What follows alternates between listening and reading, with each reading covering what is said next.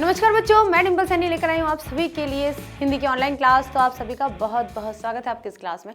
तो बच्चों देखिए, यहाँ हम 12th क्लास में जो भी इम्पॉर्टेंट टॉपिक है ग्रामर से संबंधित या रचना से संबंधित वो बारी बारी से कर रहे हैं। और हिंदी ग्रामर थी जो मैंने आपको काफ़ी हद तक बता दी है।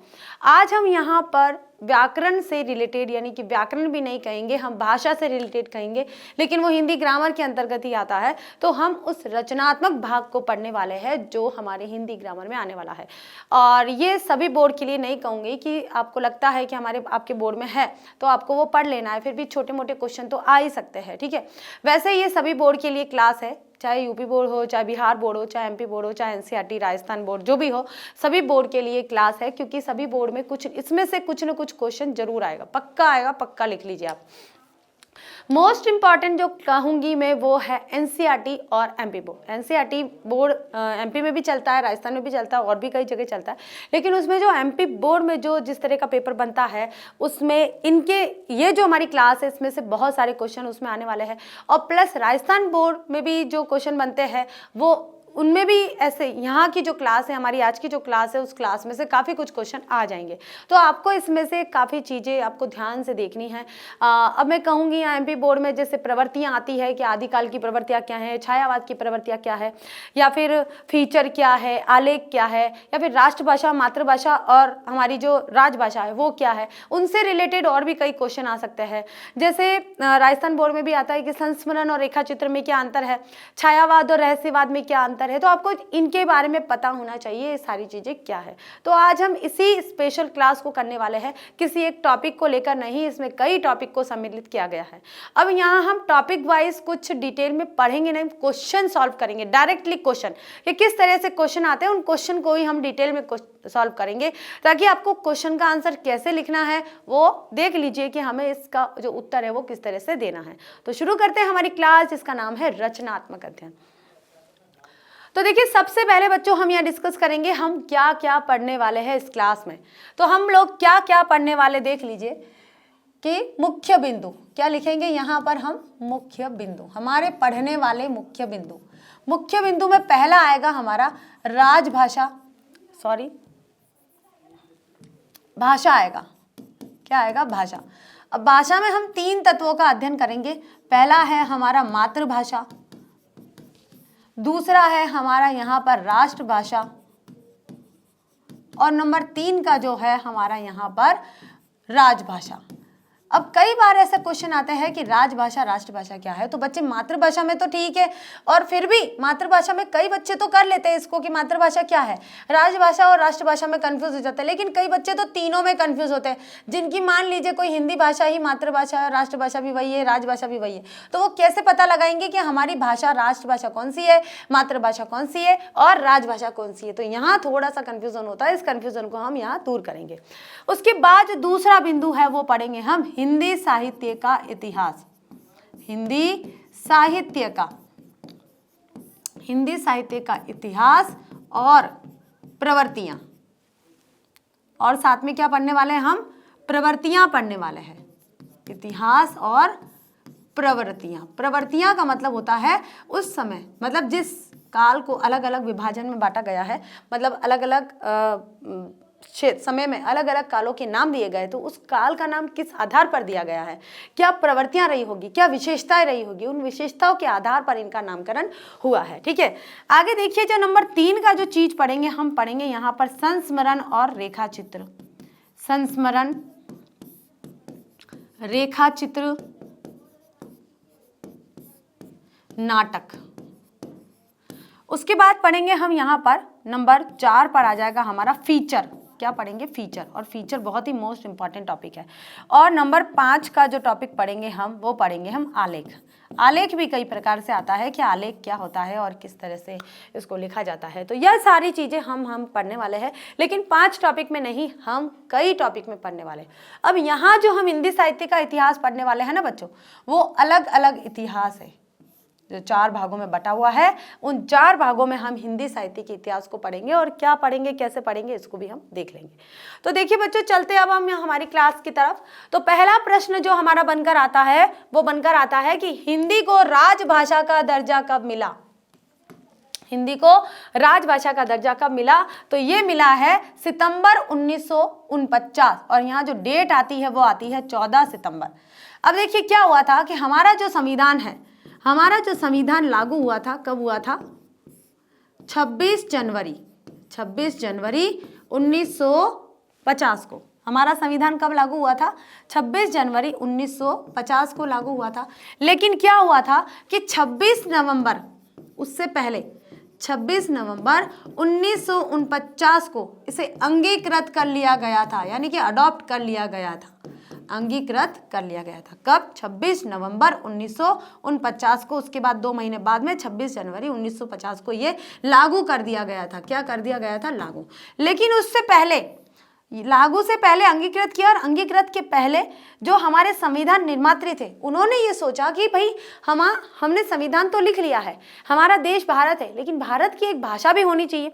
अब भाषा में 3 रूप होते हैं कि एक व्यक्ति जो जन्म के बाद कौन सी भाषा का प्रयोग करता है, कौन सी भाषा को सुनता है, वो कौन सी भाषा कहलाएगी। हमारे राजकार्य में यानी कि सरकारी कार्यालयों में जिस भाषा का प्रयोग होगा वो कौन सी भाषा कहलाएगी, और वह भाषा जो अधिकांश रूप से देश में बोली जाने वाली भाषा है। तो एक राष्ट्रभाषा, राजभाषा और मातृभाषा, 3 तरह की भाषाओं का यहाँ पर प्रयोग किया गया था। क्या भाषा को कितने तरह से रखा गया था? 3 तरह से। मातृभाषा, अब मातृभाषा वह होती है बच्चों जो कोई भी बालक अपने परिवार में सर्वप्रथम जिस भाषा के संपर्क में आता है, कोई भी बालक जन्मा है और जन्म के बाद में छोटी अवस्था में, अपने शैशवावस्था में ही जिस भाषा के संपर्क में वह आया, यानी कि अगर वह मराठी के संपर्क में आया तो उसकी मातृभाषा मराठी है, अगर वह तेलुगु के संपर्क में आया तो उसकी मातृभाषा तेलुगु है, अगर वह हिंदी के संपर्क में आया तो उसकी मातृभाषा हिंदी है, अगर वह राजस्थान के संपर्क में आया है तो उसकी मातृभाषा राजस्थानी है, और अगर वह किसी चाइनीज़ भाषा के संपर्क में आया है तो उसकी मातृभाषा क्या है? चाइनीज़ है या स्पेनिश है, या फिर जो भी हमारे अब्रॉड की जो भाषा होती है उनमें से जिसके भी संपर्क में आता है वो उसकी मातृभाषा है। तो मातृभाषा वह कहलाती है जिसमें बालक सर्वप्रथम जिस भाषा के संपर्क में आता है, जिस भाषा में वो समझना और सोचना सीख जाता है या बोलना सीखता है, वह उसकी मातृभाषा होती है। अब दूसरा जो पॉइंट आता है वो आता है राष्ट्रभाषा। कौन सी भाषा होती है? राष्ट्रभाषा। अब राष्ट्रभाषा क्या होती है कि राष्ट्रभाषा उसे कहते हैं कि एक देश में क्षेत्रफल के अनुसार या जनसंख्या के आधार पर सबसे ज्यादा व्यक्तियों द्वारा जो भाषा बोली जाने वाली है या समझने वाली भाषा है या पढ़ी जाने वाली भाषा है वह राष्ट्रभाषा कहलाती है। क्या कहलाती है? राष्ट्रभाषा। तो राष्ट्रभाषा हमारी क्या है? यहाँ पर हिंदी को राष्ट्रभाषा माना गया है। अब आता है नंबर 3 का राजभाषा। अब राज का मतलब क्या होता है कि जो शासन चल रहा है, जो सत्ता चल रही है, जो सरकार चल रही है, वो किस भाषा में चल रही है। अब राजभाषा वो है कि कार्यालय कार्यों में, दफ्तरों के कार्यों में, ऑफिस के कार्यों में या सरकारी कार्य में जिस भाषा का प्रयोग किया जाता है वह क्या कहलाती है? राजभाषा कहलाती है। जैसे एक चीज बताइए, आप कोई गजट पारित होता है, अधिसूचना आती है, ज्ञापन दिया जाता है, निविदा आती है, या ये सारी चीजें, अनुज्ञप्ति आती है, विज्ञप्ति आती है, तो ये सारी चीजें किस भाषा में आती है? हिंदी भाषा में आती है। आप इसे जो इंग्लिश पेपर है उसमें ट्रांसलेशन भी आता है, लेकिन जो मुख्य रूप से जिस भाषा का प्रयोग किया जाता है वो कौन सी होती है? हिंदी भाषा होती है। मराठी, तेलुगु, तमिल ये नहीं होती है, सिर्फ और सिर्फ हिंदी भाषा ही होती है। तो जिस भाषा में सरकारी कामकाज किए जाते हैं वह क्या कहलाती है? राजभाषा। और राजभाषा भी हमारी क्या है? हिंदी भाषा को ही माना गया है। और मातृभाषा क्या है? जो किसी बालक के सर्वप्रथम संपर्क में आती है वो मातृभाषा है, और उसी भाषा में वो अपना अध्ययन करता है। आगे उसी भाषा को सीख कर फिर वो अन्य भाषाओं को सीखता है। तो ये सारी चीजें क्या है? हिंदी को बताते हैं कि हिंदी को राजभाषा का दर्जा कब मिला? 14 सितंबर 1949 को मिला। और 14 सितंबर को ही हिंदी दिवस मनाया जाता है। क्या मनाया जाता है? हिंदी दिवस। 14 सितंबर के दिन ही हिंदी दिवस मनाया जाता है।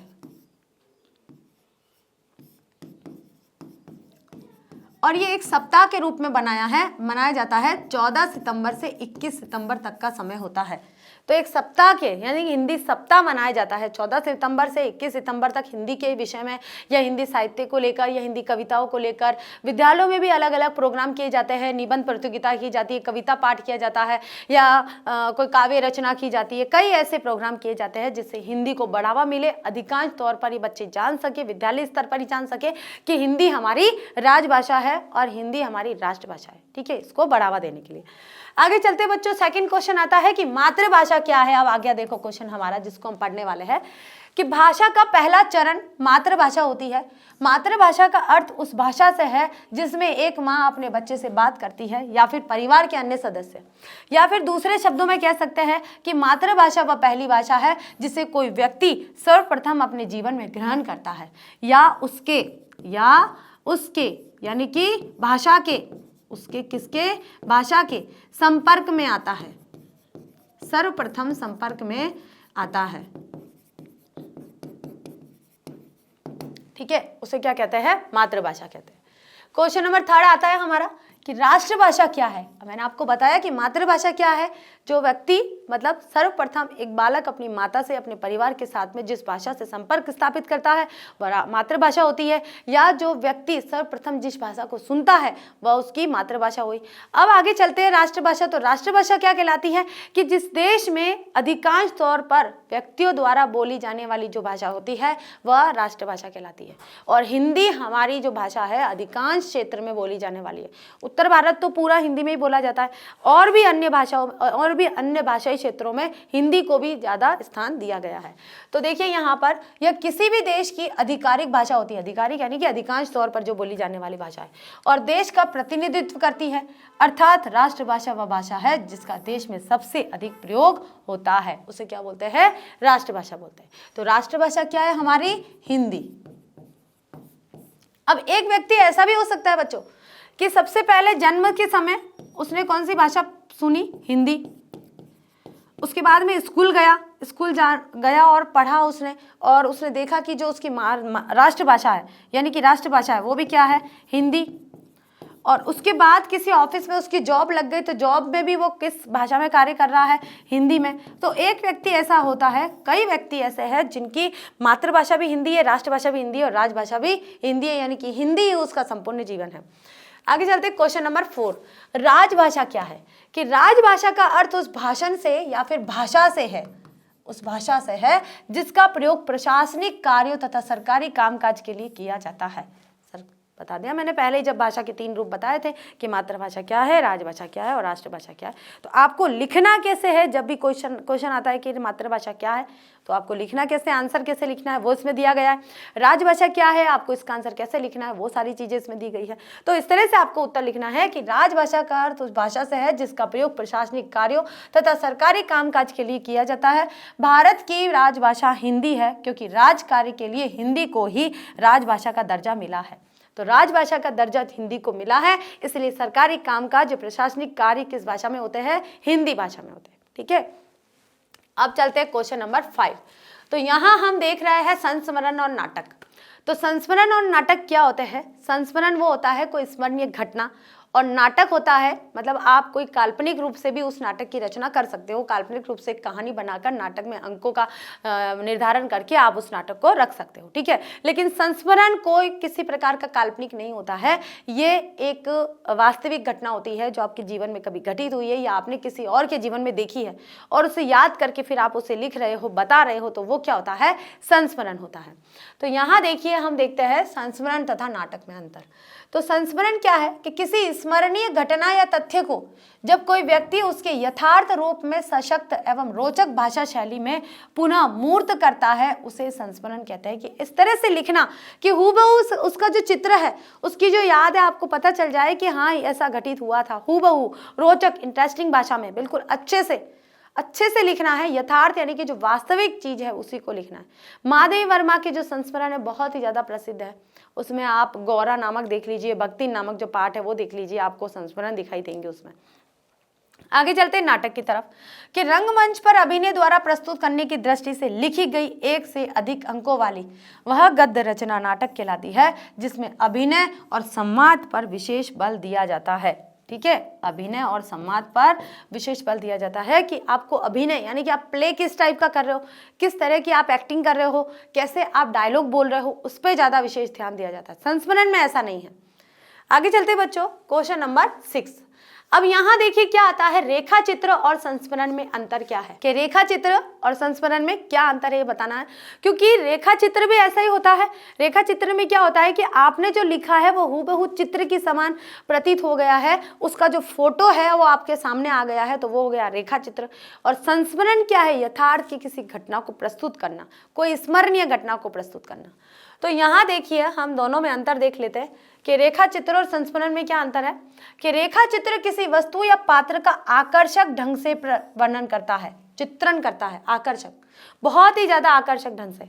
और संस्मरण क्या है कि संस्मरण लेखक के स्मृति पटल पर अंकित किसी विशिष्ट व्यक्ति के जीवन की घटनाओं का विवरण होता है। यहाँ तो कोई पात्र लिया है, कोई कैरेक्टर लिया है, किसी वस्तु को बहुत ही इंटरेस्टिंग तरीके से प्रस्तुत करना, अच्छे तरीके से आकर्षित रूप में प्रस्तुत करना, उसका चित्रण करना, उसका चित्र खींचना रेखा चित्र कहलाता है। लेकिन संस्मरण क्या है कि स्मरणीय घटना है और कोई विशेष व्यक्ति है आपके जीवन में, उसका स्थान है, उस विशेष व्यक्ति के जीवन की कोई घटना को हूबहू प्रस्तुत करना क्या होता है, संस्मरण होता है। नंबर 2 का जो पॉइंट आता है, रेखा चित्र काल्पनिक भी हो सकता है लेकिन संस्मरण काल्पनिक नहीं हो सकता। क्यों? क्योंकि संस्मरण किसी विशेष व्यक्ति के यथार्थ जीवन को प्रस्तुत करने की घटना है, उसकी प्रस्तुतिकरण का विवरण प्रस्तुत करता है, इसलिए यह काल्पनिक नहीं हो सकता, ये वास्तविक होता है, यथार्थवादी होता है। और रेखा चित्र कैसा होता है, काल्पनिक भी हो सकता है और वास्तविक भी हो सकता है, दोनों तरह का हो सकता है। महादेव वर्मा ने रेखा चित्र भी लिखे हैं और संस्मरण भी लिखे हैं, ठीक है। आगे देखिए नंबर 3 का पॉइंट आता है, रेखा चित्र विस्तृत होता है और संस्मरण संक्षिप्त होता है। रेखा चित्र बहुत बड़ा भी हो सकता है लेकिन संस्मरण बहुत ही छोटे रूप में पूरे जीवन को प्रस्तुत करने की बात होती है, बहुत ही छोटे रूप में पूरे जीवन को प्रस्तुत करना, ये संस्मरण की विशेषता है। अगला आता है नंबर 4, रेखा चित्र किसी भी साधारण विषय पर लिखा जा सकता है लेकिन संस्मरण किसी महापुरुष या विशिष्ट घटना से संबंधित होता है। ऐसे ही किसी भी चीज को उठाकर और ऐसे ही नहीं लिखा जाता है, कोई या तो विशेष घटना घटित हुई है या कोई आपके जीवन में कोई ऐसा व्यक्ति है जो आपके जीवन में बहुत ही ज्यादा महत्वपूर्ण स्थान रखता है, आपके जीवन से जुड़ा हुआ व्यक्ति हो और सत्य पर आधारित हो, तो ये सब क्या कहलाता है, संस्मरण से संबंधित होता है। तो देखिए बच्चों, रेखा चित्र और संस्मरण में अगर अंतर आता है तो आपको 4-5 पॉइंट में आंसर देना है। अगला क्वेश्चन चलते, क्वेश्चन नंबर 7। अब देखिए यहाँ जो क्वेश्चन आया है वो क्या आया है कि छायावाद व रहस्यवाद में अंतर क्या है। कभी कभी क्या होता है कि कुछ साहित्यकार ऐसे हैं जिन्होंने छायावाद को रहस्यवाद कह दिया है और कुछ साहित्यकार ऐसे जिन्होंने रहस्यवाद को छायावाद कह दिया है, लेकिन इनमें बहुत बड़ा अंतर है। छायावाद में बखूबी रहस्य को बताया गया है लेकिन उसे रहस्यवाद नहीं किया जा सकता है, नहीं कहा जा सकता है। तो इसका भी एक अंतर है, उसका कारण है, वो कारण क्या है, उन कारण को हम पढ़ेंगे। यहाँ पर देखिए रहस्यवाद और छायावाद में अंतर। पहला यहाँ पर रहस्यवाद है, पहला है रहस्यवाद में चिंतन की प्रधानता होती है, विचार प्रधान होता है, चिंतन प्रधान होता है।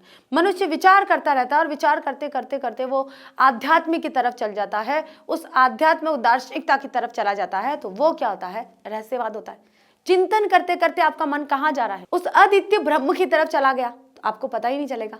तो क्या हुआ है कि जो महादेव वर्मा है उन्होंने जो कविताएं लिखी है, उन्होंने जो साहित्य लिखा है, उसमें रहस्य का उद्घाटन हुआ है। भले ही वे छायावाद की कवियत्री है, छायावाद के 4 स्तंभों में से गिनी जाती है, लेकिन उनके जो काव्य में रहस्य प्रतीत हुआ है, जो रहस्य का उद्घाटन हुआ है, उस कारण से छायावाद को रहस्यवाद कहा जा सकता है लेकिन रहस्यवाद है नहीं, ठीक है ना। उसका कारण यह है कि रहस्यवाद में चिंतन की प्रधानता होती है लेकिन छायावाद में कल्पना की प्रधानता होती है, काल्पनिक तौर पर, क्योंकि छायावाद में पूर्ण रूप से मानवीकरण किया गया है, प्रकृति का चित्रण किया गया है, प्रकृति के चित्रण में काल्पनिकता का भरपूर समावेश किया गया है, तो इसलिए छायावाद कल्पना प्रधान है और रहस्यवाद चिंतन प्रधान है। अगला देखिए, रहस्यवाद में ज्ञान व बुद्धि तत्व की प्रधानता होती है। अगर कोई व्यक्ति ज्ञान प्राप्त कर चुका है, ज्ञान प्राप्त मतलब जैसे कबीरदास जी निर्गुण धर्म में करे थे, तो कबीरदास जी ने ज्ञान प्राप्त किया था, यानी कि आत्मा का ज्ञान प्राप्त कर लिया था, उस ईश्वर का ज्ञान प्राप्त कर लिया था, इसलिए उनका जो काव्य है, उनकी जितनी भी शब्द और साख्या है वो रहस्य की तरफ प्रतिपादित होती है, रहस्य की तरफ उन्मुख होती है, तो वहां पर आपको रहस्यवाद जरूर दिखाई दे जाता है। लेकिन छायावाद में भावना की प्रधानता होती है। आपने देखा सुमित्रा नंदन पंत का भाव सौंदर्य क्या है, जयशंकर प्रसाद का भाव सौंदर्य क्या है? महादेवी वर्मा की कविताओं में भी आपको बहुत ही जगह पर भाव सौंदर्य दिखाएगा, कहीं कहीं ऐसा स्थान है जहां पर आपको रहस्य दिखाई देगा। तो रहस्य की गूढ़ अभिव्यक्ति महादेवी की काव्य में जरूर हुई है, लेकिन वो क्या है, उनका काव्य क्या कहलाता है? छायावाद का काव्य ही कहलाता है। तो छायावाद में भावना की प्रधानता होती है, तो रहस्यवाद में बुद्धि और बौद्धिकता की, यानी कि बुद्धि तत्व की और ज्ञान की प्रधानता होती है। नंबर 3 का पॉइंट आता है कि रहस्यवाद की प्रकृति दार्शनिक है। रहस्यवाद में आध्यात्मिक तत्वों की प्रधानता होती है और छायावाद के मूल में प्रकृति है। छायावाद के मूल में ही प्रकृति है। यहाँ तो रहस्यवाद की प्रकृति दार्शनिक स्तर पर है, मतलब दर्शन शास्त्र की तरफ जाती है, लेकिन और रहस्यवाद में आध्यात्मिक तत्व ज्यादा है, आध्यात्मिक तत्व की तरफ जाती है, ईश्वरीय तत्व की तरफ जाती है, और जहाँ ईश्वर की बात आती है वहाँ आपको रहस्य मिलेंगे। लेकिन छायावाद इससे थोड़ा सा अलग है, क्योंकि कल्पना प्रधान है। सबसे पहले यहाँ पर मानवीकरण होता है और सबसे पहले भावना की बात आती है, और उसके बाद में यहाँ पर मूल में प्रकृति ही है, प्रकृति का ही चित्रण किया गया है। कोई दार्शनिक, कोई आध्यात्मिक, कोई रहस्य को नहीं लिया गया है, मूल रूप से प्रकृति का चित्रण किया गया है और प्रकृति के चित्रण में उन्होंने मानवीकरण को जोड़ दिया है। छायावाद में व्यक्तिवाद की प्रधानता है, व्यक्ति को प्राथमिकता दी गई है। ठीक है, तो ये है छायावाद और रहस्यवाद में अंतर। अब चलते बच्चों यहाँ देखिए यहाँ हम करेंगे हिंदी साहित्य के काल विभाजन, यानी कि हिंदी साहित्य में जो जो काल दिए गए हैं उनका विभाजन क्या है। तो विभाजन को हम देखेंगे।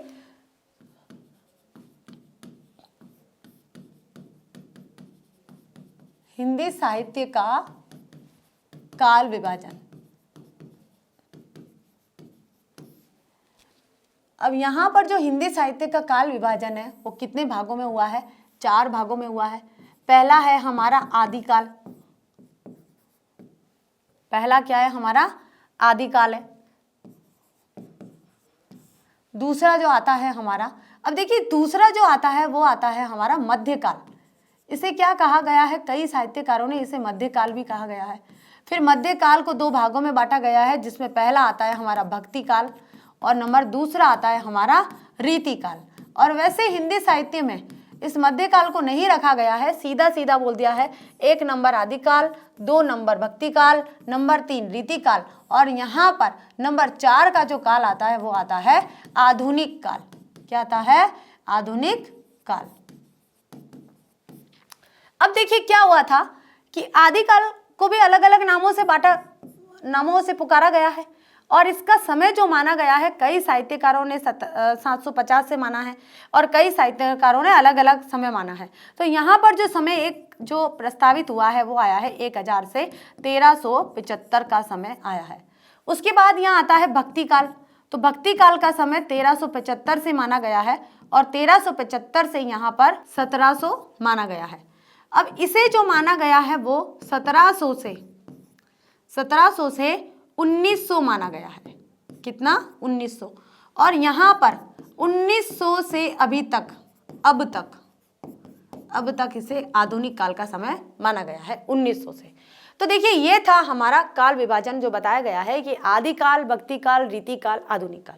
अब इस भक्ति काल को पूर्व मध्य काल भी कहा जाता है। क्या कहा जाता है? पूर्व मध्य काल कहा जाता है, क्योंकि मध्यकाल का प्रारंभिक रूप था, इसलिए इसे पूर्व मध्य काल। और इस रीतिकाल को उत्तर मध्य काल कहा जाता है। उत्तर मध्य काल कहा जाता है। कहीं कहीं पर आपको उत्तर मध्य काल अगर नाम आता है तो आपको क्या लिखना है? रीतिकाल नाम लिखना है। पूर्व मध्य काल नाम आता है तो आपको क्या लिखना है? यहाँ पर भक्ति काल नाम लिखना है। अब भक्ति काल, रीतिकाल, आधुनिक काल, ये सब क्या है, इनको फिर हम देखेंगे आगे चलते हैं बच्चों। तो देखिए इस साहित्य, हिंदी साहित्य से जुड़ा हुआ जो हमारा 8वां क्वेश्चन है, वो क्वेश्चन क्या है बच्चों? देखिए कि आदिकाल का नामकरण व उसकी प्रवृत्तियां बताइए। तो उत्तर देखिए हमारा कि हिंदी साहित्य के इतिहास में आदिकाल प्रारंभिक काल है। क्या है? प्रारंभिक काल है, यानी कि शुरुआती तौर पर जब काल विभाजन की बात आई थी कि हिंदी साहित्य का काल क्या होना चाहिए, और एक काल विभाजन की बात कब आई थी? आधुनिक युग के जो हमारे जितने भी साहित्यकार हैं, आधुनिक युग में जो भारतेंदु युग या द्विवेदी युग के जो साहित्यकार है, छायावाद युग के साहित्यकार है, या फिर प्रगतिवाद के साहित्यकार है, इन आलोचकों ने, इन साहित्यकारों ने समीक्षा की है, आलोचना की है, जाँच पड़ताल की है, और उस आधार पर ये देखा है कि हिंदी साहित्य का भी इतिहास है और हिंदी साहित्य का जो इतिहास है बहुत ही पुराना है, उस पुराने इतिहास की सीमा तक गए हुए और वहाँ से उन्होंने डिसाइड किया कि भाई यहाँ ये जो साहित्य है वो यहाँ से शुरू हुआ है। तो जो शुरुआती साहित्य था उसको आदिकाल नाम दिया। आदि यानी शुरुआत, आदि यानी शुरुआत, इसलिए उसका नाम आदिकाल नाम दिया है। कई लोगों ने, कई साहित्यकारों ने इसे वीरगाथा काल नाम दिया है, कई साहित्यकारों ने अलग अलग नाम दिए। तो वो क्यों नाम दिए उसके कई कारण है, उन कारणों को भी हम देखेंगे यहाँ पर, ठीक है। तो हिंदी साहित्य के इतिहास में जो आदिकाल है वो क्या है, प्रारंभिक काल है, शुरुआती काल है। इसका समय 10वीं शताब्दी से 14वीं शताब्दी तक माना जाता है, यानी कि 1010 से 1375 विक्रमी संवत तक माना जाता है। अब आता है, विभिन्न विद्वानों ने आदिकाल के अलग अलग नाम सुझाए हैं। अब क्या क्या नाम दिए हैं, जैसे आचार्य रामचंद्र शुक्ल ने इसे वीरगाथा काल नाम दिया है। अब वीरगाथा काल नाम देने का जो कारण है वो ये है बच्चों कि उस समय यानी कि जब ये साहित्य लिखा गया था, क्योंकि आदिकाल में मोस्ट रूप से बहुत ही अधिकांश तौर पर जो साहित्य लिखा है वो रासो साहित्य लिखा है। अब रासो साहित्य क्या था, किसी भी राजा की वीरता का प्रदर्शन करना। उसमें आप विजयपाल रासो, परमाल रासो या चंद्रबरदाई रासो या जयपाल रासो, जो भी जितने भी रासो है, पृथ्वीराज रासो, ठीक है, चंद्रबरदाई जी ने जो लिखा है पृथ्वीराज रासो, तो जितने भी रासो साहित्य है वो आदिकाल में लिखे गए हैं। और आदिकाल में जो रासो साहित्य लिखे वो सारे के सारे राजाओं की वीरता के प्रदर्शन के आधार पर लिखे हैं, कि जो राजाओं ने वीरता का प्रदर्शन दिखाया था, यानी कि अपना शौर्य दिखाया था, उस शौर्य को उन्होंने कविता के माध्यम से, दरबारी कवि होने के कारण अपने राजा की प्रशंसा के आधार पर प्रशंसा को उन्होंने उस काव्य का विषय बनाया था, इसलिए उसे वीर गाथा काल, यानी कि वीरों की गाथाएं गाई गई थी, इसलिए इसे वीर गाथा काल नामकरण हुआ था। अगला है हमारा, जॉर्ज गिरेसन ने दिया चारण काल। अब चारण काल इसलिए कहा गया है कि जो दरबारी कवि थे, जितने भी दरबारी कवि थे, उन्होंने अपने आश्रयदाताओं, अब आश्रयदाता कौन थे, जिनकी शरण में जो दरबारी कवि रहे थे, जो भी कवि थे, जो भी महानुभाव थे, जो भी साहित्यकार थे, वो राजाओं की शरण में रहे थे, क्योंकि उनका भरण पोषण कैसे होगा, तो उन्होंने राजाओं के दरबार, मतलब राजाओं ने उनको दरबारी कवि बना दिया। दरबारी कवि का कारण क्या, जो कर्तव्य था वो क्या था, वो जिस दरबार में, यानी कि जिस राजा का नमक खाएगा उसका बिल्कुल बखान करेगा, नमक हलाली तो करेगा नहीं, तो उन्होंने ऐसा ही किया, अपने राजाओं के शौर्य की प्रशंसा करी, ठीक है। तो उसे क्या कहा गया है यहाँ पर, चारण काल। चारण काल क्योंकि चारण के रूप में, चारण कवियों के रूप में उन्होंने वहां पर कार्य किया था, इसलिए उन्हें चारण काल भी कहा जाता है। अगला देखिए है, डॉक्टर राम कुमार वर्मा ने क्या कहा, इसे चारण काल और संधि काल दोनों कहा है। राम कुमार वर्मा ने क्या कहा, चारण काल और संधि काल दोनों कहा है, और केवल चारण काल किसने कहा है, जॉर्ज गिरियर्सन ने, याद रखना आपको। अगला देखिए, आचार्य महावीर प्रसाद द्विवेदी ने बीज वपन काल। अब बीज वपन का मतलब होता है कि साहित्य का बीज कहां बोया गया है, साहित्य का बीज, जैसे किसी पेड़ का बीज बोते हैं, जब पेड़ का निर्माण होता है, फल आते हैं, ऐसे ही जो साहित्य का बीज है वो कब बोया गया था, मतलब आदिकाल में, इसलिए इसे बीज वपन काल किसने कहा है, आचार्य महावीर प्रसाद द्विवेदी जी ने कहा है। अगला आता है राहुल संकृत्यानंद, सिद्ध सामंत काल कहा है कि जो सामंती व्यवस्था थी, उस सामंती व्यवस्था के सिद्ध हस्त माने जाते थे, इसलिए उन्होंने, राहुल संकृत्यानंद ने सिद्ध सामंत काल कहा है। मिश्र बंधुओं ने पूर्व प्रारंभिक काल कहा है। डॉक्टर गणपति चंद्र गुप्त ने शून्य काल कहा है। चंद्रधर शर्मा गुलेरी जी ने और धीरेन्द्र वर्मा ने, चंद्रधर शर्मा और धीरेन्द्र वर्मा दोनों ने अपभ्रंश काल कहा है। और विश्वनाथ प्रसाद मिश्र ने इसे वीर काल कहा है। अब देखिए, वीर गाथा काल जो नाम दिया है वो आचार्य रामचंद्र शुक्ल ने कहा है, और विश्वनाथ प्रसाद जी ने वीर काल कहा है। वीर काल क्यों, वीर गाथा नहीं, वीर काल। तो हो गया ये नामकरण, के नामकरण किस आधार पर किया था। अगर एमसीक्यू में इस तरह में इसमें से कुछ क्वेश्चन आते हैं तो आप बिल्कुल कर लोगे। अगला चलते हैं यहाँ पर प्रवृत्तियां। अब यहाँ आदिकाल की प्रवृत्तियां क्या थी भाई, क्या विशेषताएं थी, क्या क्या प्रचलन था उस समय, कि उनकी कविताओं में क्या क्या विषय मिलते थे, किन किन चीजों का उन्होंने वर्णन किया है। तो ये सारी की सारी चीजें किसके अंतर्गत आएगी, प्रवृत्तियों के अंतर्गत आएगी। तो यहाँ प्रवृत्ति देखिए, नंबर 1 की प्रवृत्ति आती है वीर रस की प्रधानता। बिल्कुल, वीर गाथा काल किस लिए कहा, क्योंकि उन्होंने अपने राजाओं के शौर्य प्रदर्शन को बताया था, उनकी वीरता का बखान करा था। तो वीर रस में किस स्थायी भाव का संचार होता है, उत्साह का। तो उनके राजाओं में जो उत्साह था, जो जोश था, उसका उन्होंने वर्णन किया है, इसलिए कौन से रस की प्रधानता थी, वीर रस की प्रधानता थी। अगला देखिए नंबर 2, युद्ध वर्णन में प्रधानता। बिल्कुल। आदिकाल क्या था? वीरगाथा काल। और वीरगाथा काल क्या था? यहाँ पर राजाओं की वीरता को बताया था, तो युद्ध का वर्णन किया गया था। तो युद्ध का हूबहू आंखों देखा वर्णन उन्होंने अपनी कविताओं में लिख दिया था। इसलिए उसमें कौन कौन सी प्रवृत्तियां हैं? वीर रस की प्रधानता थी, युद्ध में वर्णन था, ठीक है, प्रामाणिकता का अभाव। अब ये सही था या गलत था? इसका अभाव था। या तो राजा की शौर्य प्रदर्शन के लिए उन्होंने काल्पनिक रूप से लिखा, या वास्तविक तौर पर हुआ था, ऐसा कोई युद्ध हुआ था, या ऐसा कोई राजा ने ऐसा कार्य किया था, उनके आश्रयदाताओं ने ऐसा कार्य किया था। ये एक प्रामाणिकता का अभाव है, यानी कि ये सही है या गलत है, ये प्रमाणित नहीं हो सका है। ऐतिहासिकता का अभाव, कि कितना इतिहास प्रमट था, क्या इतिहास में ऐसा हुआ था? ऐतिहासिकता का अभाव था उसमें। श्रृंगार रस की प्रधानता, नंबर 5 की जो प्रवृत्ति आती है वो क्या है? श्रृंगार रस। श्रृंगार रस देखिए, श्रृंगार रस 2 प्रकार का होता है।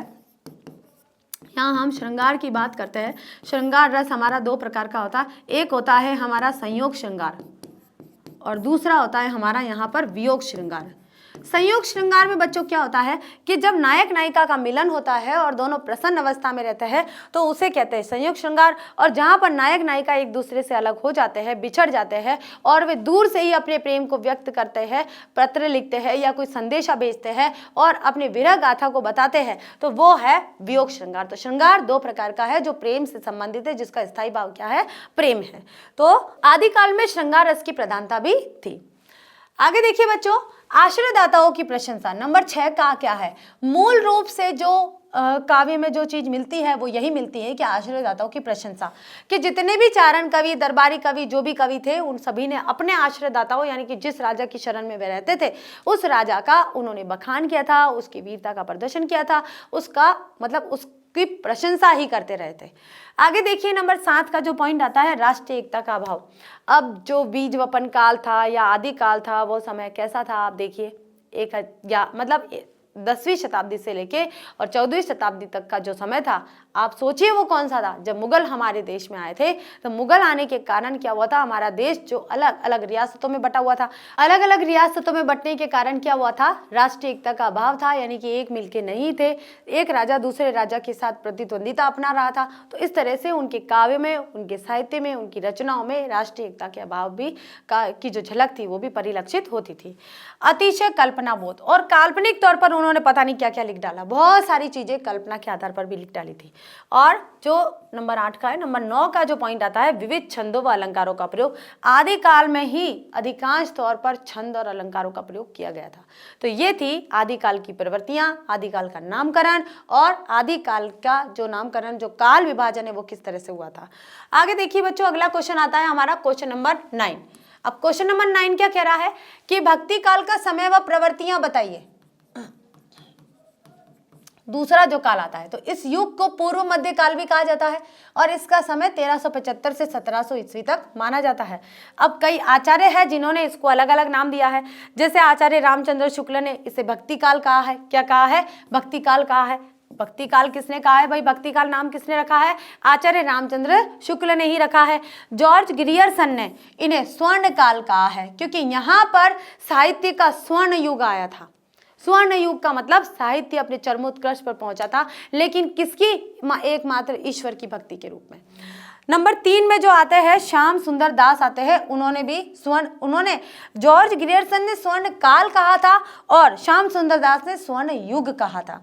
नंबर 4 के जो साहित्यकार आते हैं, डॉक्टर हजारी प्रसाद द्विवेदी, उन्होंने लोक जागरण काल कहा था, क्योंकि आदिकाल में जो निरंकुशता छा गई थी, यानी कि एक राज्य दूसरे राज्य से लड़ने के लिए तैयार था, राजा आपस में लड़ रहे थे, रियासतें लड़ रही थी और इनके कारण क्या हुआ था कि सभी स्तब्ध हो गए थे। और उसके बाद जब भक्ति काल आया तो लोक जागरण काल, यानी कि जनता जागृत हो गई और जनता को पता चल गया कि हमारा एकमात्र जो सहारा है, हमारा जो तारनहार है वो कौन है? ईश्वर है। इसलिए ईश्वर की भक्ति की तरफ हमें अग्रसर होना है। तो ये जो लोक जागरण का काल है वो किसने कहा है? आचार्य हजारी प्रसाद द्विवेदी ने कहा है। आगे चलते बच्चों, यहाँ देखिए हम भक्ति काल को कुछ भागों में बांटते हैं, क्योंकि भक्ति काल के 2 पक्ष है। पहला है हमारा निर्गुण भक्ति धारा, दूसरा है हमारा सगुण भक्ति धारा। अब निर्गुण भक्ति धारा में 2 धाराएं चल रही थी। कौन? निर्गुण भक्ति धारा में 2 धाराएं चल रही थी। एक तो थी यहाँ पर संत की और दूसरी थी यहाँ पर सूफी की। किसकी थी? सूफी की थी, सूफी की। इसी तरह से सगुण भक्ति धारा में दो प्रकार की धारा चल रही थी। एक चल रही थी यहाँ पर कृष्ण की और दूसरी थी यहाँ पर राम की। तो देखिए क्या हुआ था कि जो निर्गुण थे, निर्गुण किसे कहते थे? कि जो किसी ईश्वर को नहीं मानते थे, मतलब किसी मूर्ति को नहीं मानते थे। वे कहते थे कि एक आत्मज्ञान, अगर आपको आत्मा का ज्ञान हो गया है कि वही आत्मा है जो एक परमात्मा का रूप लेकर आपके अंदर निवास कर रही है। जैसे कबीरदास जी ने कहा है कि मोह को कहाँ ढूंढे बंदे, मैं तो तेरे पास में। कि हे मनुष्य, मुझे इधर उधर कहाँ मंदिरों में मस्जिदों में ढूंढ रहा है, मैं तो तेरे अंदर ही निवास कर रहा हूँ। ईश्वर जो है वो तुम्हारे अंदर ही है। तो ये कौन सोचते थे? निर्गुण ब्रह्म के उपासक सोचते थे। और जो सगुण थे वे ईश्वर के रूप में कृष्ण या राम की पूजा करते थे या किसी देवी की पूजा करते थे, यानी कि एक साकार रूप की पूजा करते थे, बहुत सारे देवी देवताओं की पूजा करते थे। वे किस में कहलाए थे? सगुण भक्ति धारा में कहलाए थे। तो भक्ति धारा दो प्रकार की थी, एक निर्गुण भक्ति धारा और एक सगुण भक्ति धारा। फिर सगुण भक्ति धारा दो प्रकार की हुई। तो देखिए निर्गुण भक्ति धारा में जो संत काव्य चला था, यानी कि संत धारा चली थी, वे संत धारा ज्ञान मार्गी थी। इन संतों को और क्या बोल सकते हैं हम? ज्ञान मार्गी बोल सकते हैं। ज्ञान मार्गी, जिनके अंदर कौन कौन से कवि आए थे जो ज्ञान की तरफ गए थे, जिनमें आए थे कबीर, रैदास, नानक, ठीक है। उसके बाद आते हैं यहाँ पर सूफी। अब सूफी को क्या कहते हैं? प्रेम मार्गी। क्या कहा जाता है? प्रेम मार्गी कहा जाता है। यानी कि सूफी जो काव्य धारा थी वो प्रेम मार्गी थी, जिसमें मलिक मोहम्मद जायसी की जो पद्मावत है वो उल्लेखनीय रूप से लिखा हुआ आता है, जिसे प्रेम मार्गी साहित्य कहा जाता है, सूफी काव्य कहा जाता है। तो ये जो सूफी काव्य है जो प्रेम को अनुसरण करके किसी के प्रेम को बताने के लिए, और वो भी निर्गुण तरह से, निर्गुण रूप से प्रेम को बता रहा था, वो सूफी यानी कि प्रेम मार्गी कहलाए थे। इसमें हम यहाँ पर मलिक मोहम्मद जायसी को, यानी कि जायसी को हम रख सकते हैं। अब आता है यहाँ पर सगुण। सगुण भक्ति धारा में एक धारा चल रही थी कृष्ण की और एक धारा चल रही थी राम की। कुछ कवि ऐसे थे, यानी कुछ साहित्यकार ऐसे थे, कुछ भक्त ऐसे थे, हम यहाँ पर कवि नहीं, हम यहाँ पर सभी को भक्त कहेंगे, चाहे वो निर्गुण हो चाहे वो सगुण हो, सभी को क्या कहेंगे? भक्त। कि कुछ ऐसे भक्त थे जो कृष्ण को आराध्य देव मानते थे, कुछ ऐसे भक्त थे जो राम को अपना आराध्य मानते थे। कृष्ण में यहाँ पर सूरदास जी का नाम सबसे पहले आता है, सूरदास जी का, उसके बाद आता है रसखान जी का, और उसके बाद आता है मीरा का। तीनों का समान ही ले सकते हैं आप। और यहाँ पर देखिए राम भक्ति धारा में हम तुलसी को ले सकते हैं। तुलसी सबसे बड़े जो राम भक्त कहलाए थे वो तुलसीदास कहलाए थे। सूरदास जी ने जो भक्ति करी थी वो सखा भाव से करी थी। कौन से भाव से करी थी? सखा भाव से, और जिसमें वात्सल्य रस की प्रधानता थी। कौन से? वात्सल्य। और यहाँ पर तुलसीदास जी ने जो भक्ति करी थी वो दास भाव से करी थी, यानी कि सेवक भाव से, वो सेवक बन गए थे। और उनकी जो भक्ति थी उसमें कौन से रस की प्रधानता थी? यहाँ पर आप करुण रस की प्रधानता मान सकते हैं या फिर शांत रस की प्रधानता मान सकते हैं, ठीक है। तो इस तरह से इन्होंने ये भक्ति करी थी। तो ये है भक्ति काल का पूरा विभाजन कि भक्ति काल कितने भागों में बटा हुआ है, इसके उपभेद क्या है, ये सारी चीजें कवि वगैरह जो भी है हमने देख लिया है। अब चलते हैं हम यहाँ पर भक्ति काल की प्रवृत्तियां। अब भक्ति काल की देखिए क्या क्या प्रवृत्तियां हैं। नाम का महत्व, कि नाम लिया जाता था गुरु का, यानी कि गुरु शिष्य की जो परंपरा थी तो वो भक्ति काल में थी। क्योंकि कोई भी गुरु है, कोई भी व्यक्ति है, कोई शिष्य है, उसको ईश्वर का मार्ग दिखाने के लिए गुरु की आवश्यकता होती है, एक शिक्षक की आवश्यकता होती है। जैसे कबीरदास जी ने कहा कि गुरु गोविंद दो खड़े काके लागो पाए, बलिहारी गुरु आपने गोविंद दियो बताए। यानी कि गोविंद के बारे में, यानी कि श्री कृष्ण के बारे में या मेरे ईश्वर के बारे में जिस व्यक्ति ने मुझे बताया है वह मेरा गुरु है, तो उस व्यक्ति को मैं पहले प्रणाम करूंगा क्योंकि उसने मुझे ईश्वर का मार्ग बताया है। तो गुरु का महत्व बहुत था, नाम का बहुत महत्व था। तीसरा नंबर है भक्ति की भावना। और भक्ति काल में पूर्ण रूप से भक्ति की भावना थी। कौन सी भावना थी? कौन सी रस धारा चल रही थी? भक्ति रस की धारा थी, ठीक है। नंबर 4 का जो आता है आडंबर का विरोध। आडंबर क्या होता है? अब देखिए भक्ति करने में कई लोग क्या करते थे कि राम राम राम लिखा हुआ एक चादर है, शॉल है, उसको पहन के घूम रहे और लोगों को बता रहे कि हम भक्ति कर रहे हैं, या फिर हाथ में माला को घुमा रहे हैं और मन में उनके कुछ नहीं है, भक्ति का एक कण मात्र भी नहीं है, बस माला को घुमा रहे, राम राम बोल रहे और उनकी नजरें, उनका ध्यान कहीं और ही भटक रहा है। तो ये क्या था? आडंबर। रोज मंदिर जा रहे लेकिन उस मंदिर का फल उनको मिल ही नहीं रहा है, क्योंकि उनका जो उद्देश्य है वो कुछ और है, उनके मन में जो धारणा है, जो विचार है, वो कुछ और ही है। तो यहाँ पर जो भक्ति रस की धारा बह रही थी उसमें बाहरी आडंबरों का घोर विरोध किया गया था, जाति प्रथा का विरोध किया गया था, क्योंकि वे कह रहे थे कि जो भी भक्ति के अनुयायी थे, यानी कि जितने भी यहाँ पर भक्त थे, वे उन सभी का जो मानना था वो ये मानना था कि जो ईश्वर है वो सभी को समान दृष्टि से देखते हैं। जैसे बारिश, बादल, आकाश से बारिश होती है तो वो ये नहीं देखती है कि कौन प्यासा है और कौन पानी पिया हुआ है, वो तो सभी के ऊपर समान रूप से वर्षा करेगी। वो यह नहीं देखेगी कि किसको पानी की जरूरत है या किसको नहीं है, वो तो जो बारिश हो रही है। यानी कि ऐसे ही जब ईश्वर की आराधना कर रहे हो तो ईश्वर का जो आशीर्वाद है सब पे समान रूप से आता है।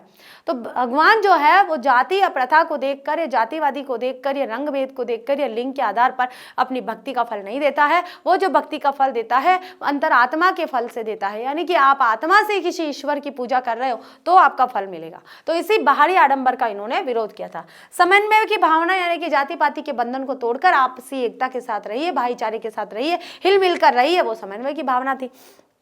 अलौकिक साहित्य, बिल्कुल भक्ति में आप ईश्वर को देख रहे हो तो अलौकिक रूप है या नहीं है। आप ईश्वर की भक्ति कर रहे हो और ईश्वर आपको दर्शन दे रहे तो अलौकिकता उसमें है ही नहीं। तो ये एक तरह का कैसा साहित्य था, अलौकिक साहित्य था। भक्ति काल में जो लिखा गया साहित्य वो कैसा है, अलौकिक साहित्य है। दरबारी साहित्य का त्याग, बिल्कुल, क्योंकि वीर गाथा काल यानी कि वीर गाथा काल कहेंगे आदिकाल को। आदिकाल में दरबारी कवि थे और दरबारी कवि अपने आश्रयदाताओं की प्रशंसा में कविता की रचना कर रहे थे, साहित्य की रचना कर रहे थे। भक्ति काल में इन सब का त्याग कर दिया गया। किसी दरबारी कवि या किसी राजा की प्रशंसा न करके उन्होंने अपने आराध्य की प्रशंसा करी। अपने आराध्य की प्रशंसा में उन्होंने सीमाओं को तोड़ दिया है, बंधनों को तोड़ दिया है, मुक्त होकर स्वच्छंद होकर उन्होंने अपनी आराधना करी है। तो यहाँ पर दरबारी साहित्य का त्याग भी आएगा। काव्य रूप, और जो भक्ति का रूप था वो कैसा था, काव्य रूप में था, गेय शैली में था। क्योंकि कई ऐसे कवि हैं जिन्होंने केवल गाया था, क्योंकि वे अंगूठा छाप थे, पढ़े लिखे नहीं थे तो लिख कैसे सकते थे। लेकिन उनके जो शिष्य थे, शिष्य परंपरा के अनुसार उनके काव्यों का अनुसरण करके, उनके काव्यों का संकलन करके, उसे संकलन यानी संग्रहित करके और एक संचय स्थापित किया, एक मतलब पुस्तक का रूप दिया गया। तो जो कवि थे, जैसे सूरदास जी कहते हैं कि वो तो अंधे थे तो लिख ही नहीं सकते थे। कबीरदास जी थे, वो भी निरक्षर थे, उनको कुछ पढ़ना लिखना आता नहीं था। लेकिन उस समय क्योंकि शिक्षा का इतना प्रचलन नहीं था, लेकिन उनके अंदर भक्ति थी। भक्ति के कारण उनके मुख से जो शब्द निकले थे वो शिक्षा प्रदत्त व्यक्ति के मुख से भी नहीं निकल सके थे। और उनके अनुयायियों ने, उनके शिष्यों ने, उनके जितने भी काव्य रूप गेय शैली में लिखे गए या कविता के गाए गए पद थे उनको संकलित करके एकत्रित किया गया था। आगे चलते बच्चों, क्वेश्चन नंबर 10। अब आता है रीतिकाल का नामकरण व प्रवृत्तियां।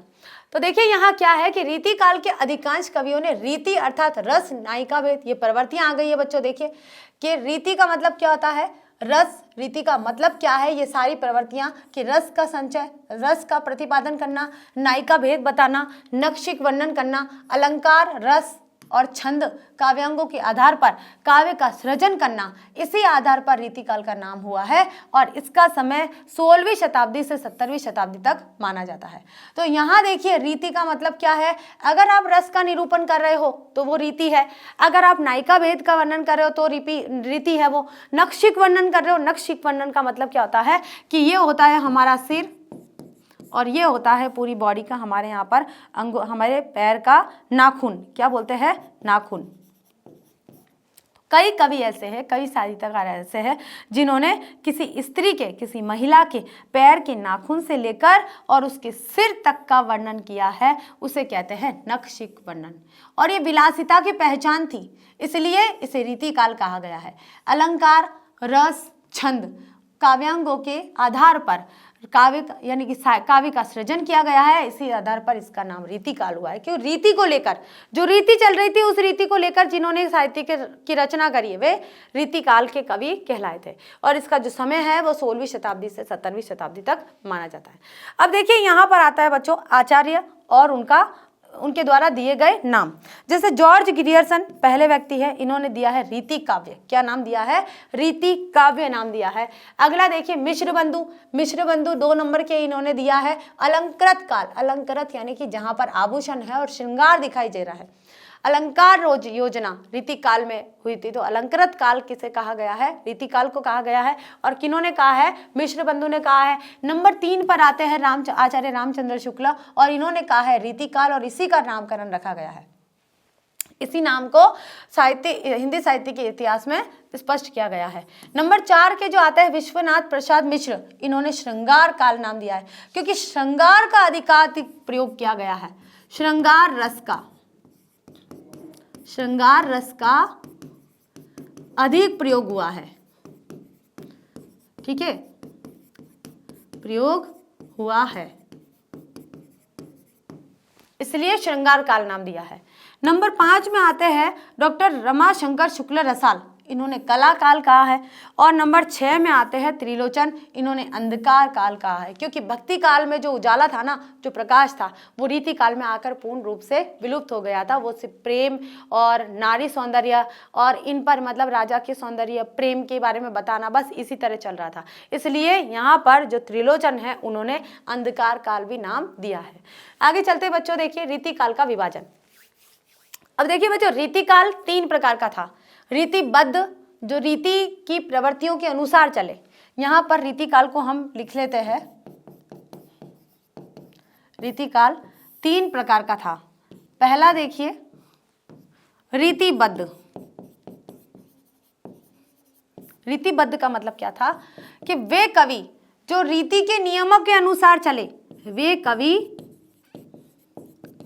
जो रीति के अनुसार चले, ठीक है। रीति सिद्ध।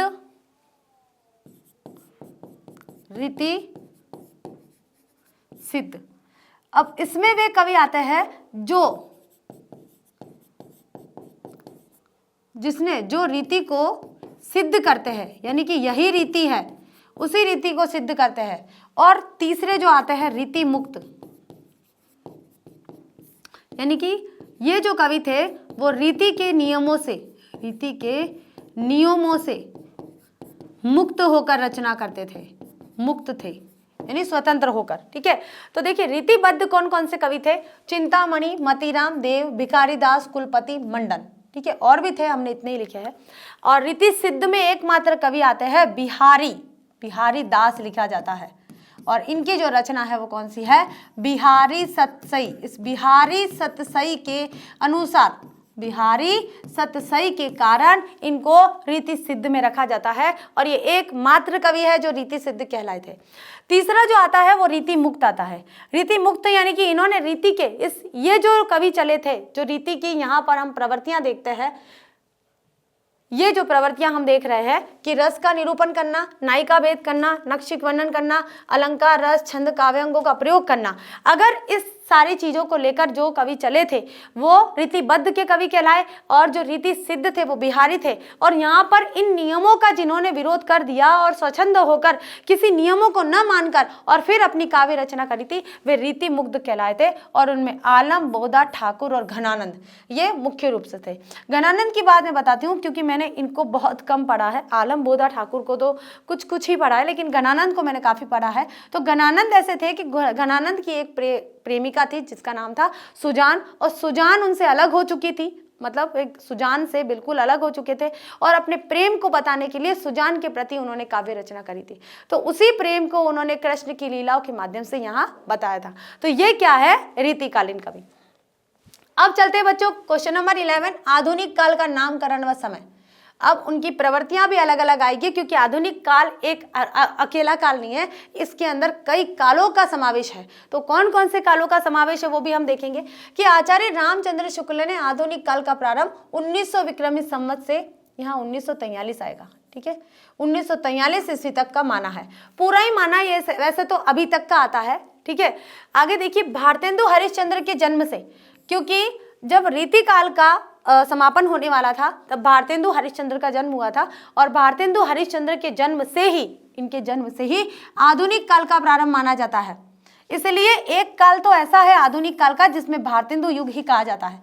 और भारतेंदु युग के जो प्रवर्तक है वो कौन कहे जाते हैं? भारतेंदु हरिश्चंद्र कहा जाता है। तो भारतेंदु हरिश्चंद्र के जन्म से आधुनिक काल का प्रारंभ माना जाता है। अब यहाँ देखते हैं हम प्रकार। प्रकार मतलब आधुनिक काल में कौन कौन से काल आते हैं। तो पहला आता है हमारा भारतेंदु काल, जिसके प्रवर्तक कौन है, स्वयं भारतेंदु। दूसरा आता है द्विवेदी काल, जिसके प्रवर्तक है आचार्य महावीर प्रसाद द्विवेदी। तीसरा आता है हमारा छायावाद, और छायावाद के 4 स्तंभ कहे जाते हैं।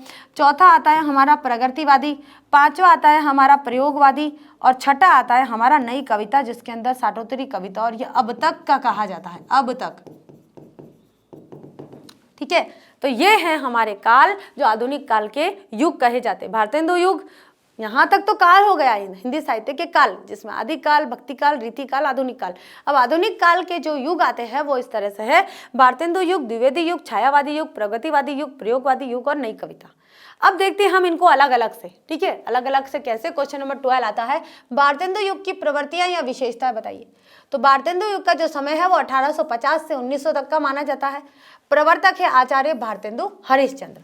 अब इनके काव्य की, इनके कविताओं की, यानी कि भारतेंदु युग पूरा जो समय चला था 1850 से 1900 तक का जो समय चला था, वो समय, उस समय की जो प्रवृत्तियां हैं वो कौन कौन सी थी, इन्होंने जो साहित्य लिखा था वो साहित्य किन किन चीजों को लेकर चलता था, किन किन विशेषताओं को लेकर चला था, वो सारी चीजें यहाँ पर बताई है। पहले यहाँ पे राष्ट्रीयता की भावना मुखरित हुई थी। दूसरा है सामाजिक चेतना। तीसरी है भक्ति भावना। चौथा है श्रृंगारिकता, जनजीवन, और अगला है जनजीवन चित्रण, फिर है प्रकृति चित्रण, फिर है काव्य रूप, और फिर है भाषाई चेतना। अब हम देखेंगे कि राष्ट्रीयता कैसे थी, कि जब रीति काल में देखा कि सभी यहाँ पर बिल्कुल हम कह सकते हैं कि अंधकार काल हो चुका था, केवल नायिका और उसके सौंदर्य और उसके विलासिता की भावनाएं वहां पर जागृत हो चुकी थी। उन चीजों को दूर करने के लिए यहाँ पर राष्ट्रीयता का बिगुल बजाया, क्योंकि 1850 का समय आप देख रहे हो कि जब अंग्रेजी सरकार आ चुकी थी, और अंग्रेजी सरकार की निरंकुशता के कारण उन्होंने तानाशाही शासन स्थापित कर रखा था, उस शासन के कारण जनता में असंतोष पैदा हो रहा था। असंतोष के कारण वहां पर राष्ट्रीयता की अलग जगाई गई थी। तो इसलिए यहाँ पर राष्ट्रीयता के इन कविताओं में, भारतेंदु युग के साहित्य में आपको राष्ट्रीयता का स्वर जरूर दिखाई देगा। दूसरा है सामाजिक चेतना। अब सामाजिक चेतना भी थी कि जाति पाति के बंधन थे वो धीरे धीरे लोगों के समझ में आ रहे थे। सभी लोग एक दूसरे के साथ जुटकर और राष्ट्रीयता की भावना के साथ में और देश को आजाद कराने के लिए एकजुट हो चुके थे। तो ऐसे ही यहाँ पर सामाजिक चेतना की भावना भी जागृत हो चुकी थी। तीसरा है यहाँ पर भक्ति भावना की, भक्ति भावना भी थी, क्योंकि भक्ति काल का जो समय था वापस आधुनिक काल में आया था।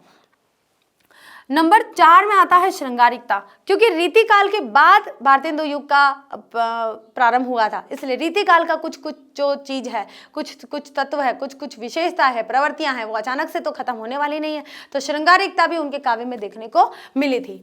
अगला आता है हमारा नंबर 5 का जो पॉइंट आता है जनजीवन चित्रण। भारतेंदु युग में जनता का स्वाभाविक चित्रण दिया गया है, उनका जो जीवन चित्रण है उस जीवन चित्रण को वहां प्रस्तुत किया गया है। नंबर 6 का आता है प्रकृति चित्रण, क्योंकि और कोई विषय उनके पास थे नहीं, तो प्रकृति को भी उन्होंने अपने काव्य का या अपने लेख का या अपने साहित्य का विषय बनाया था। नंबर 7 का आता है काव्य रूप। उनका जितना भी साहित्य लिखा गया था वो किस में लिखा गया था, काव्य रूप में लिखा गया था। वैसे आधुनिक युग को गद्य काल भी कहा जाता है, आधुनिक युग को गद्य काल भी कहा जाता है, गद्य काल, क्योंकि रीति काल तक यहाँ पर केवल और केवल पद की रचना हुई थी। एक आधुनिक काल है, यानी कि आधुनिक काल में ही गद्य काल कहा जाता है, आधुनिक युग में ही गद्य का विकास हुआ था। लेकिन डायरेक्टली अब भारतेंदु युग में गद्य का विकास नहीं हुआ था पूर्ण रूप से, शुरुआत जरूर हो चुकी थी, थोड़ी थोड़ी कुछ लिखना, कहानी लिखना शुरू कर दिया था किसी ने नाटक लिखना शुरू कर दिया था, लेकिन जो गद्य का विकास है वो पूर्ण रूप से द्विवेदी युग में हुआ था। तो यहाँ पर काव्य रूप में हमें जो जितना भी साहित्य है वो मोस्ट रूप से काव्य रूप में दिखाई देता है। भाषाई चेतना थी भाई, भाषा के आधार पर लोगों में जागरूकता बढ़ गई थी, अलग अलग भाषा में अलग अलग साहित्य लिखा जाने लगा था, तो भाषाई चेतना भी यहाँ पर दिखाई देती है। तो हमने प्रवृत्तियां देख ली है, राष्ट्रीयता, सामाजिक चेतना, भक्ति भावना, श्रृंगारिकता, जनजीवन चित्रण, प्रकृति चित्रण, काव्य रूप और भाषाई चेतना। आगे चलते बच्चों, अब करते हैं यहाँ पर हम भारतेंदु युग के कुछ साहित्यकारों के नाम। भारतेंदु युग के रचनाकारों के नाम, है ना,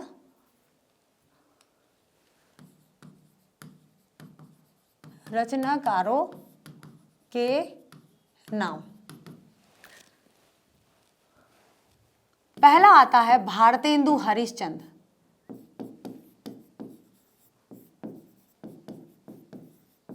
हरिश्चंद्र। दूसरा आता है यहां पर बाल मुकुंद गुप्त।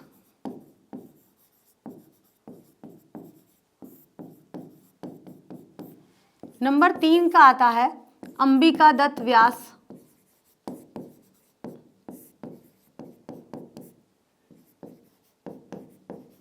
नंबर 4 के साहित्यकार हैं हमारे बद्री नारायण प्रेमघन।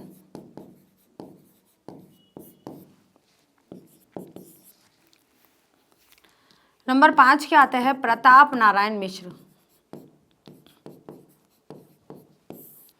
5 ही लिखेंगे ताकि आपको इतने याद रह जाए, वही बहुत है कि भारतेंदु युगीन ये कौन है, रचनाकार। तो ये है भारतेंदु युगीन रचनाकार।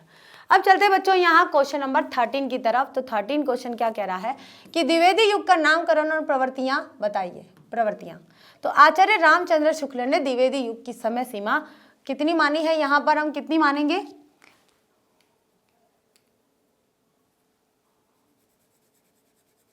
1900 से, ठीक है, 1900 से शुरू हुई थी द्विवेदी युग की सीमा, ठीक है, समय सीमा माना है।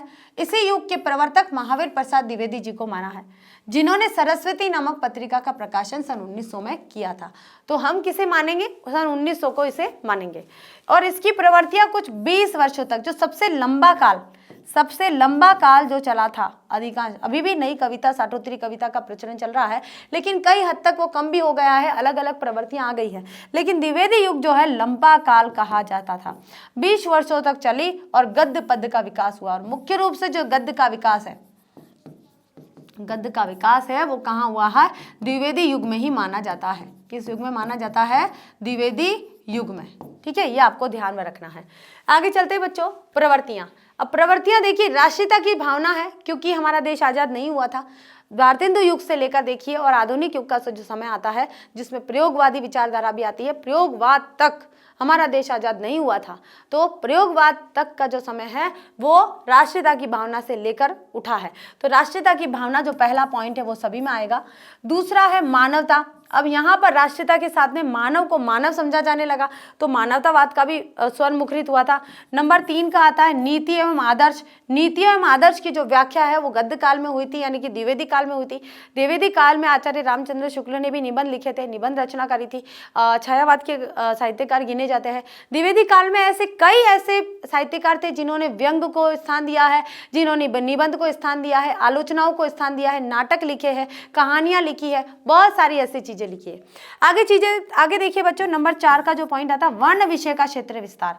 अब भारतेंदु युग में क्या था कि कहानी और नाटक यहां तक ही सीमित था, गद्य यहां तक ही सीमित था। लेकिन द्विवेदी काल में देखिए बच्चों, हाँ, द्विवेदी काल में यात्रा वृत्तांत भी लिखे जाने लगे, नाटक भी लिखे जाने लगे, निबंधों की भी कई कोटियां होती थी, विवेचनात्मक, विवरणात्मक, वर्णनात्मक और ललित निबंध, कई ऐसी कोटियां थी, उन कोटियों में लिखा जाने लगा।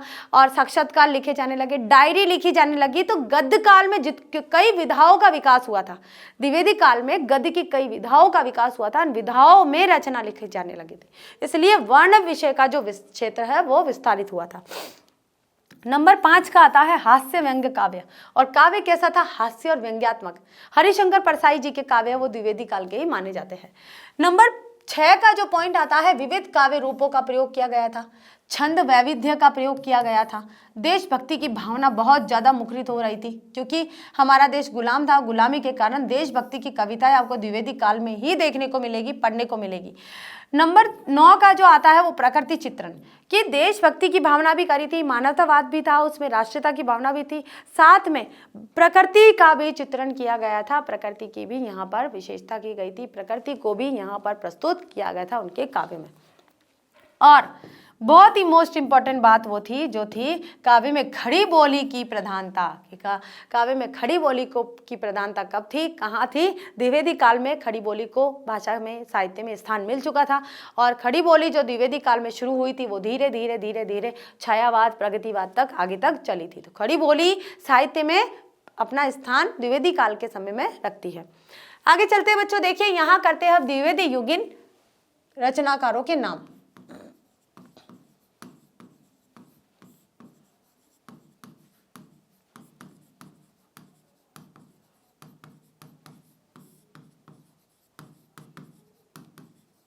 द्विवेदी युगीन रचनाकारों के नाम। अब क्या क्या नाम है उनके?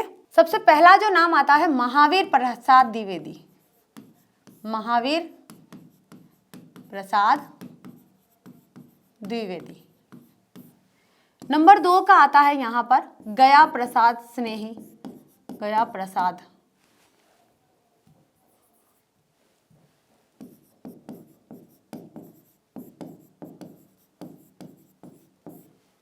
नंबर 3 के जो आते हैं वो जगन्नाथ। नंबर 4 के आते हैं हरिशंकर परसाई।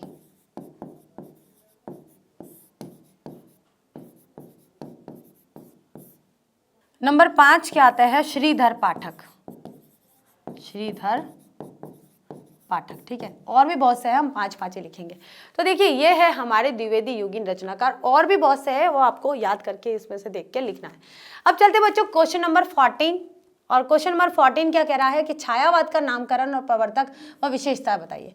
तो छायावाद का नामकरण का श्रेय मुकुटधर पांडे को जाता है। छायावाद नाम किसने दिया? मुकुटधर पांडे ने दिया, और शारदा नामक पत्रिका में प्रकाशित किया गया था। मुकुटधर पांडे ने सर्वप्रथम शारदा नामक पत्रिका में छायावाद शब्द का प्रयोग किया था, इसलिए इनके जो प्रवर्तक है वो किनको माना जाता है? मुकुटधर पांडे को माना जाता है। अब देखिए प्रवृत्तियां क्या थी छायावाद की? प्रवृत्ति सबसे पहले प्रकृति प्रेम। छायावाद का यही था कि वह प्रकृति प्रेम को प्रस्तुत कर रहा था, काल्पनिक आधार पर प्रस्तुत कर रहा था, भावनात्मक आधार पर प्रस्तुत कर रहा था, ठीक है। भावनाओं की प्रधानता थी वहां पर। आगे देखिए नारी प्रेम को भी बताया है यहाँ पर। जयशंकर प्रसाद ने अपने काव्य में उनका जो महाकाव्य है कामायनी, उस कामायनी में उन्होंने श्रद्धा और मनु के प्रेम के माध्यम से इस संसार को, इस सृष्टि को बहुत सी ऐसी शिक्षाएं प्रदान करी है जो मनुष्य के लिए बहुत ही आवश्यक थी। मानवीकरण हुआ है यहाँ पर नंबर 3 का, ये हो गया नंबर 1 और ये नंबर 2। नंबर 3 का जो पॉइंट है मानवीकरण, प्रकृति को मानवीकरण के रूप में प्रस्तुत किया है। जैसे पानी हिल रहा है, ये चंद्रमा की चांदनी है, वो क्या प्रस्तुत कर रही है, तो मानवीकरण हुआ यहाँ पर। सांस्कृतिक जागरण, ठीक है, और कल्पना की प्रधानता। तो छायावाद में क्या थी, क्या क्या चीजें थी? प्रकृति प्रेम, नारी प्रेम, मानवीकरण, सांस्कृतिक जागरण, कल्पना की प्रधानता। आगे देखिए बच्चों, यहाँ आते हैं अब हम छायावादी युगीन रचनाकार, ठीक है। छायावादी युगीन रचनाकार, सबसे पहले तो देखिए छायावाद के 4 स्तंभ कहे जाते हैं। छायावाद के 4 स्तंभ,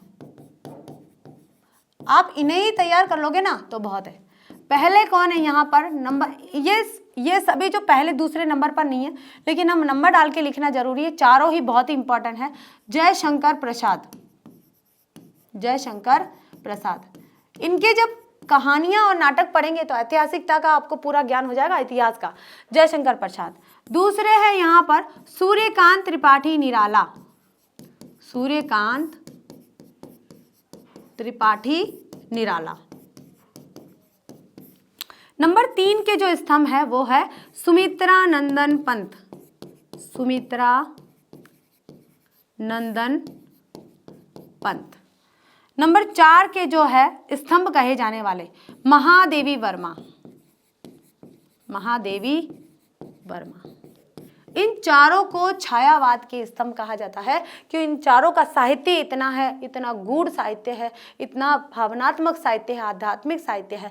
और इसमें यहाँ पर महादेवी वर्मा के काव्य में कहीं कहीं रहस्य उत्पादित होता है। मैंने रहस्यवाद और छायावाद का पूरा जो अंतर था वो बता दिया है। तो यहाँ क्या बताया है कि इन चारों ने इतना साहित्य लिखा है कि एक पूरे छायावाद को संपूर्ण कर देने में समर्थ है, ठीक है। आगे देखिए बच्चों क्वेश्चन नंबर 15, प्रगतिवाद का जन्म, प्रवृत्तियां या विशेषता बताइए। तो प्रवृत्तिवाद की प्रवृत्तियां क्या है? खड़ी रूढ़ियों का विरोध, यहां आ जाएगा रूढ़ियों का विरोध, कि जितनी भी रूढ़िवादी प्रथा थी उनका विरोध किया गया। क्रांति का स्वर, ठीक है, क्रांति का स्वर यहां पर मुखरित हुआ था।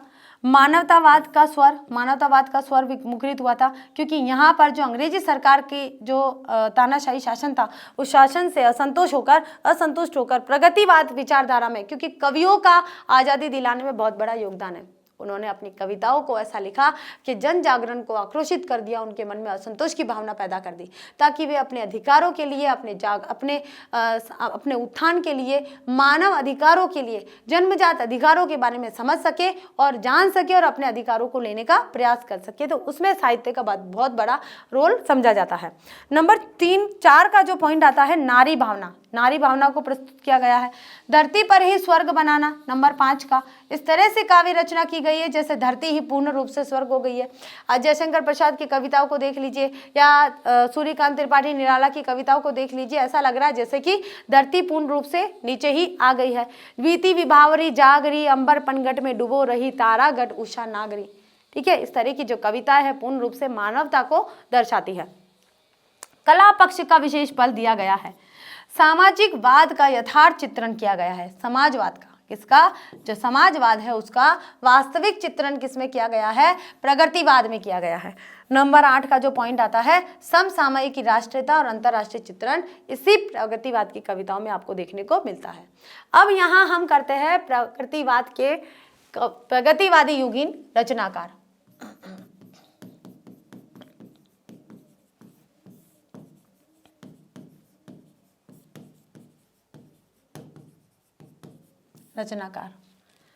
पहले आते हैं, यहां देखिए नामवर सिंह, दूसरे आते हैं यहां पर शिवमंगल सिंह पूजन, और नंबर 3 के आते हैं नागार्जुन, नंबर 4 के आते हैं यशपाल, और नंबर 5 के आते हैं त्रिलोचन। और भी बहुत से हैं, हम 5 ही लिख रहे हैं। तो प्रगतिवादी रचनाकार कौन कौन से हैं? नामवर सिंह, शिवमंगल सिंह, नागार्जुन, यशपाल और त्रिलोचन। अब चलते बच्चों हमारे क्वेश्चन नंबर 16 की तरफ, जो है प्रयोगवाद से संबंधित। तो देखिए प्रयोगवाद का जन्म 1900 इसका क्वेश्चन लिखेंगे हम यहाँ पहले।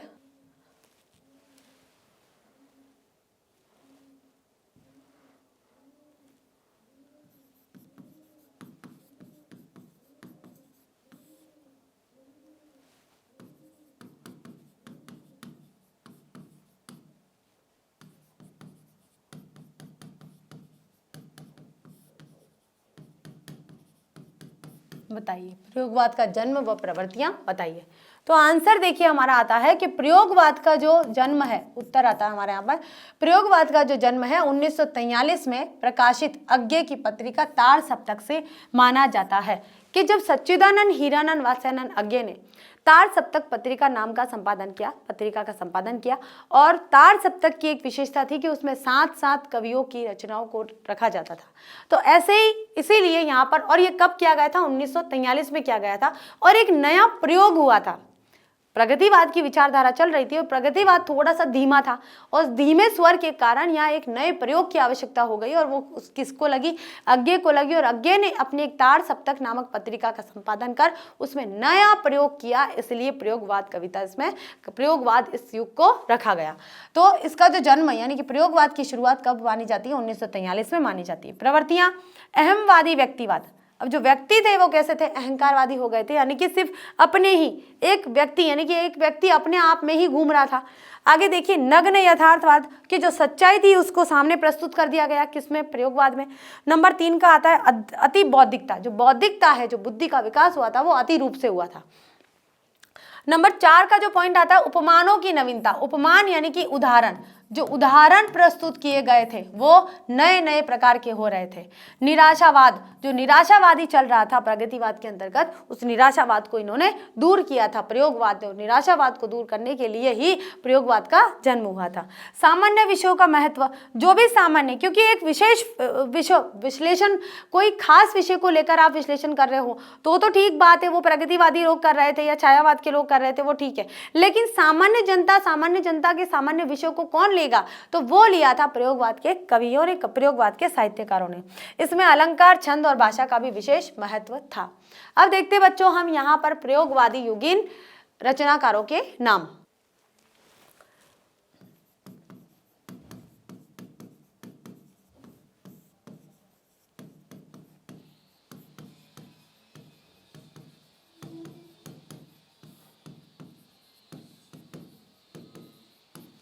रचनाकारों के नाम। ठीक है, तो पहले देखिए यहाँ पर जो इसके प्रवर्तक थे वो कौन थे? सच्चिदानंद, हीरानंद, वात्स्यायन, अज्ञे, क्या कहा जाता था, इनका नाम है बच्चों ये पूरा, वात्स्यायन अज्ञे। दूसरे है यहाँ पर गजानन, गजानन माधव मुक्तिबोध, मुक्तिबोध। तीसरे नंबर के आते हैं शमशेर बहादुर सिंह,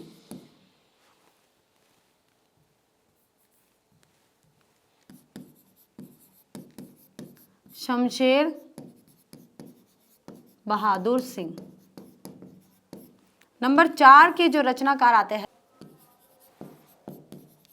भवानी प्रसाद मिश्र। ठीक है, तो ये है हमारे प्रयोगवादी योगिन रचनाकारों के नाम। कौन कौन से थे? एक तो खुद प्रवर्तक जो थे सच्चिदानंद, हीरानंद, वात्स्यायन अज्ञे, गजानन माधव मुक्तिबोध, शमशेर बहादुर सिंह, भवानी प्रसाद मिश्र। ये सब किस में आते हैं? प्रयोगवाद कविता के पक्षधर में आते हैं। अब देखिए बच्चों, यहाँ हम करते हैं क्वेश्चन नंबर 17, फीचर क्या है? ये मोस्ट इंपॉर्टेंट टॉपिक है बच्चों, और कई बार आता है एनसीईआरटी बोर्ड में, तो मोस्टली आता ही आता है, तो एनसीईआरटी जहाँ जहाँ चलती है आपको पढ़ना ही है। तो फीचर क्या है? फीचर एक सुव्यवस्थित, सृजनात्मक और आत्मनिष्ठ लेखन है। इसका उद्देश्य पाठकों को सूचना देना, शिक्षित करना तथा पाठकों का मनोरंजन करना है। फीचर समाचार की तरह किसी घटना से अवगत नहीं कराना। फीचर लेखन समाचार से बिल्कुल अलग है। कोई घटना या कोई समाचार नहीं देना है फीचर का मतलब। फीचर का मतलब यह है कि आपको बताना है, कोई भी एक टॉपिक है उस टॉपिक के रूप में आपको बताना है ना, को अवगत कराना, सिर्फ शिक्षित कराना है।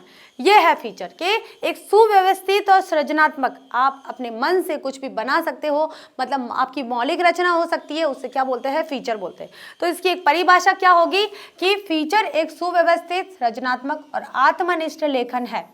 बस ये इसकी परिभाषा है।